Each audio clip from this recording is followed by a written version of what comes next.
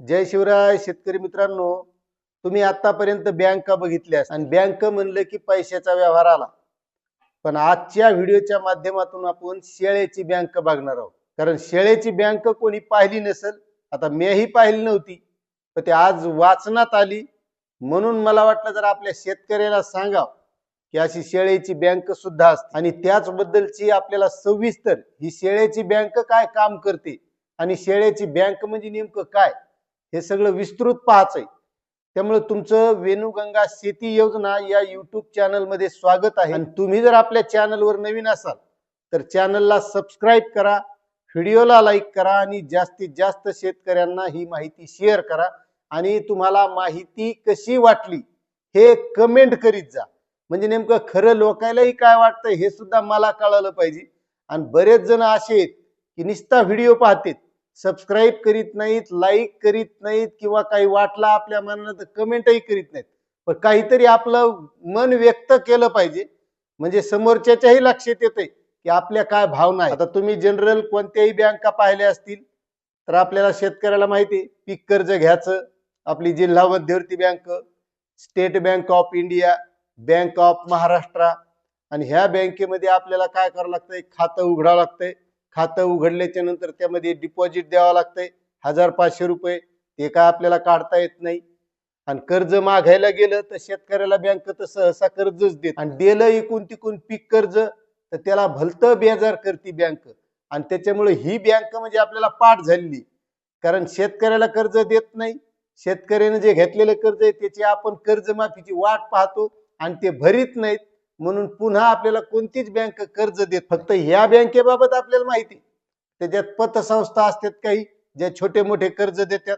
म्हणजे सगळ्या ज्या बँका म्हणलं की पैसे काढायचे, पैसे टाकायचे, कर्ज घ्यायचं, कर्ज भरायचं, असा व्यवहार आपल्याला माहिती. म्हणजे ती बँक म्हणजे पैशाचा व्यवहार एवढं माहिती. पण एक शेळ्याची बँक आहे, म्हणजे त्या बँकेमध्ये कोणताही पैशाचा व्यवहार होत नाही, फक्त शेळ्याच घेतल्या जातात आणि शेळ्याच दिल्या जातात. अशी सुद्धा बँक आपल्या राज्यामध्ये अस्तित्वात. आणि ही स्वयंसेवी संस्था म्हणून काम करते, लोकांचं या माध्यमातून भलं सुद्धा होतंय. आणि ही फक्त शेळ्यात देण्याचं काम करते आणि त्या बदल्यात शेळीच वापस घेते. आता ही बँक कशी काम करते, ही कुठली बँक हे सविस्तर आपण बघू. मात्र तत्पूर्वी तुम्ही अजूनही आपलं चॅनल सबस्क्राईब केलं नसेल तर तेवढं सबस्क्राईब करा, लाईक करा, म्हणजे मला सुद्धा जरा उल्हास येतोय पुन्हा व्हिडिओ बनवायला, अशी माहिती द्यायला. तर एक लक्षात घ्या, जळगाव जिल्ह्यातील चाळीसगाव तालुक्यामध्ये अशी एक बँक अस्तित्वात आहे. आता ही बँक सेवा सहयोग फाउंडेशन चालवतं.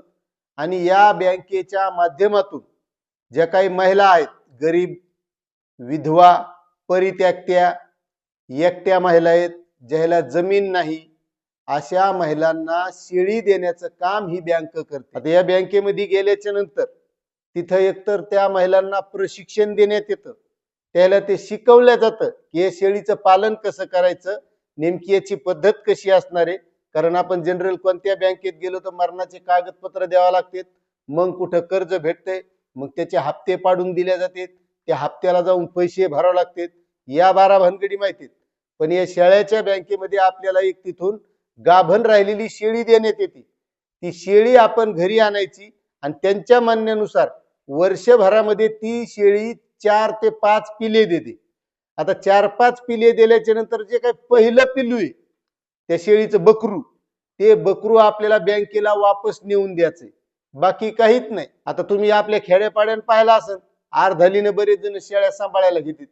आता 12 महिन्यात जर त्या शेळीनं 4 बकरे दिले तर 2 बकरे सांभाळणाऱ्याला असतात आणि 2 बकरे ते ज्याचे आहेत त्याला, म्हणजे मालकाला, शेळी त्याचीच राहते, 2 बकरं फक्त सांभाळणाऱ्याला. तसं ही बँक काम करते, ती शेळी त्यांचीच राहणार, एक बकरू फक्त आपल्याला त्याला वापस द्यायचंय, ती पुन्हा शेळी सांभाळायची. आणि बाकीचे जे मग बकरी आहेत उरलेली, ते बकरं त्या शेळी सांभाळणाऱ्याला विकता येते. आता तुम्हाला माहिती शेळीचा आजकाल पिल्याचा काय भाव येतो, तुम्ही बघत असाल त्याचा उपयोग काय आहे, मग आज भाव किती वाढलेला आहे. मग त्याच्यानुसार ही बँक असं गोर गरीब ज्या काही विधवा महिला आहेत, परित्याक्त्या आहेत, यांच्यासाठी एक चांगलं काम करते. आणि अशी बँक जळगाव जिल्ह्यातील चाळीसगाव तालुक्यामध्ये सेवा सहयोग फाउंडेशन चालवतं, म्हणून तिला बकऱ्याची बँक शेळ्याची बँक शेळी बँक असं म्हणतात. आता ही बँक तुम्हाला कशी वाटली नक्कीच कमेंट करा. आणि जर तुम्ही जळगाव जिल्ह्यातील असाल, चाळीसगाव तालुक्यातील असाल, तर या बँकेचा आपण लाभ घेतला आहे का नक्कीच कमेंट करा. चॅनलवर नवीन असाल तर सबस्क्राईब करा, व्हिडिओला लाईक करा आणि जास्तीत जास्त शेतकऱ्यांना ही माहिती शेअर करा. धन्यवाद.